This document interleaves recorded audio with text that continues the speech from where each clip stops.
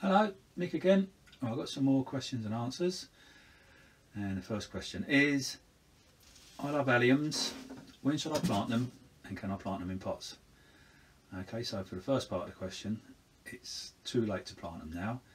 They should have been planted in autumn time through the winter, because now they're all starting to come into flower. I'll show you some in the garden in a minute.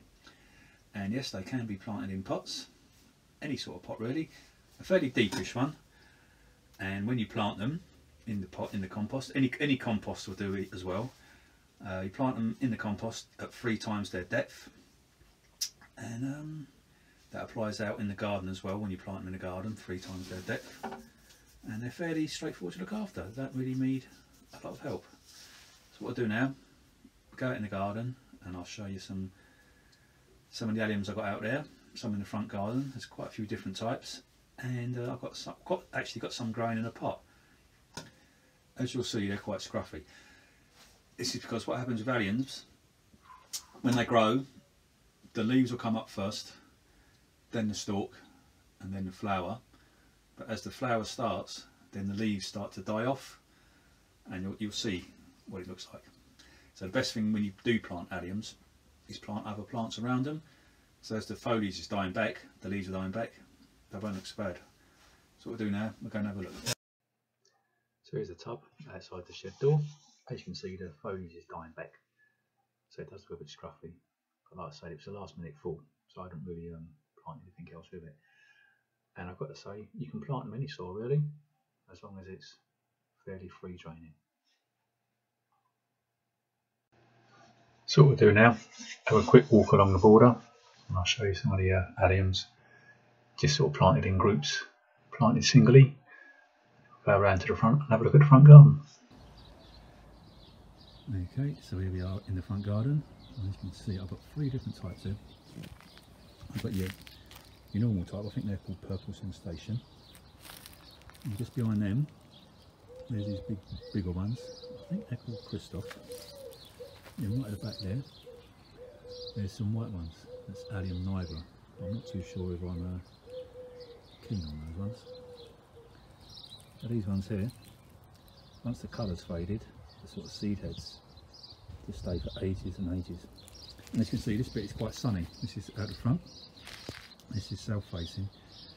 But those last ones I showed you out in the back garden, they're on an east facing border, and it's quite shady, so they do prefer sun, but they're not too fussy about sun or shade, as long as they do get a little bit of sun.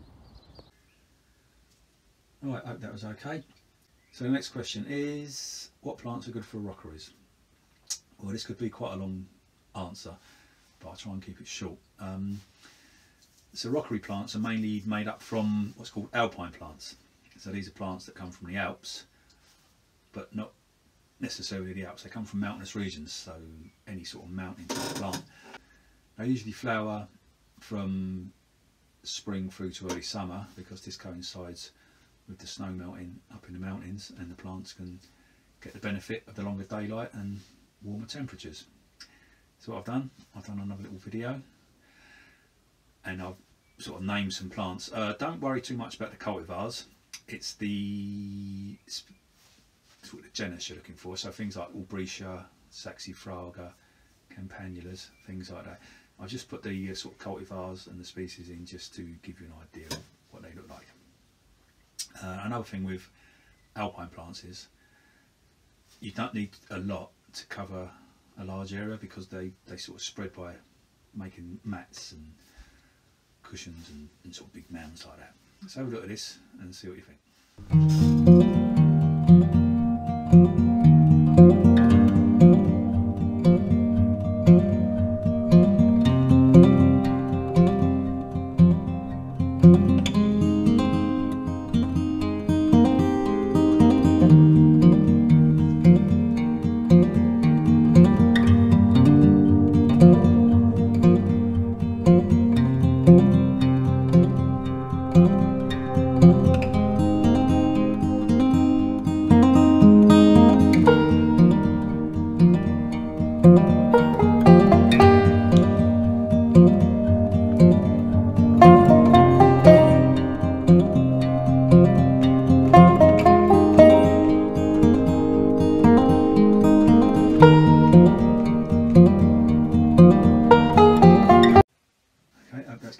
ideas. They're fairly straightforward to look after. Don't need a lot of sort of TLC. The one thing with them is they don't tolerate damp or wetness too much. They can withstand cold because where they come from, they usually are covered over by a layer of snow. It's not so much the cold, like I say, it's the damp. So if the ground where you're going to try and put them is quite boggy, they probably won't do so well. So try and put them in somewhere that's not so wet, so somewhere that's quite well drained.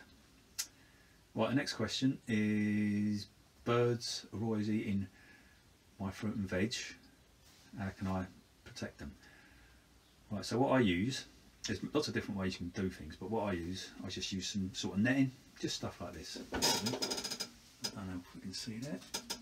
Yeah, I just stick it on bamboo canes, bits of wood, all sorts of things. I've also, up the allotment, I made fruit cages, so if I just turn this around. Here's a heap of nets that I use for the cages at the allotment. Probably too big for what you need in a garden. Those nets there I've just showed you, they're what I use up the allotment for my fruit cages, but you won't need those sort of things in a garden. I have seen people using old CDs on sticks, and the idea is that CD spins round and round and reflects, and the reflection scares the birds away. It seems to work for a while, but then after a while the birds get used to it and back to square one. So that's why I just use netting. Got a few little sort of pictures and videos from up the allotment, so I'll show those to you now. Here's some of the green netting, cut up and placed over a row of peas, held in place with some logs, which is very good. And just over here, here's some more netting draped over a raised bed, colouring some cabbage. Here's some of the black netting I showed you in the shed earlier. I've got it draped over an experiment we're trying called square foot gardening. As you can see, it's got a bit droopy. And just to the left, got some chicken wire. And that's very good for keeping birds off. I forgot to mention that earlier. Just remember to raise it up as the plants grow, or remove it and use tree sticks. Okay, I hope that gave you some ideas. Right, the next question is, I want to introduce a tree into my garden, but I don't want to get anything that may get out of control, and also I'd like to attract some birds. Right, there's quite a few. I've picked 3 out. I've done a little video. Let's have a look at this, and I've tried to sort of describe the flowers, the fruits and that sort of thing. All these 3 trees are all good for birds.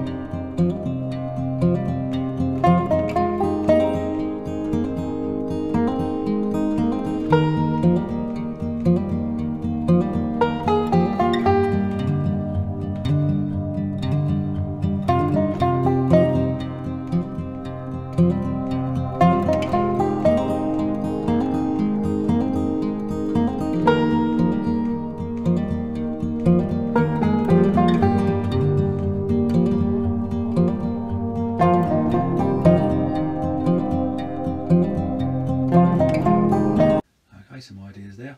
Right, and the last question is, can you suggest a small evergreen shrub to make a low small hedge?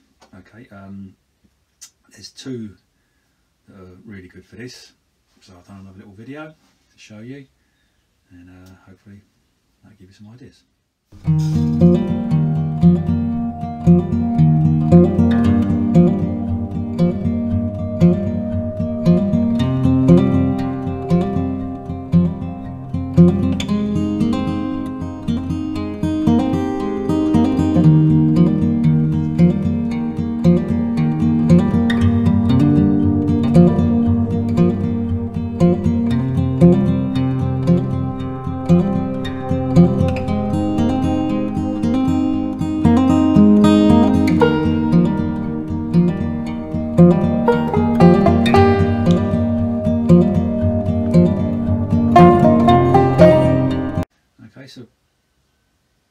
types of shrubs are fairly easy to look after. They can get as big as you want them to, or as small as you want them to. It's just you have to keep them trimmed. The buxus, there is a disease going around at the moment, so make sure you get good plants when you go to the garden centre or when you water them.